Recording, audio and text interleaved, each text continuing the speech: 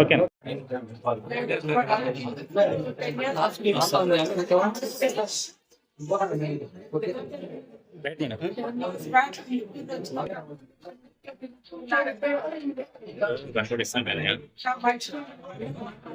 Water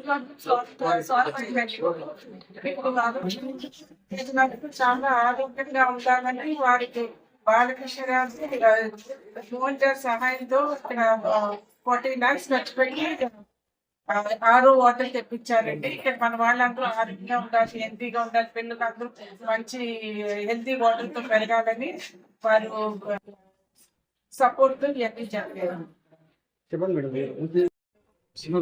Balakrishna వారు ఇంకా కూడా చాలా చాలా అభివృద్ధి చేశారు.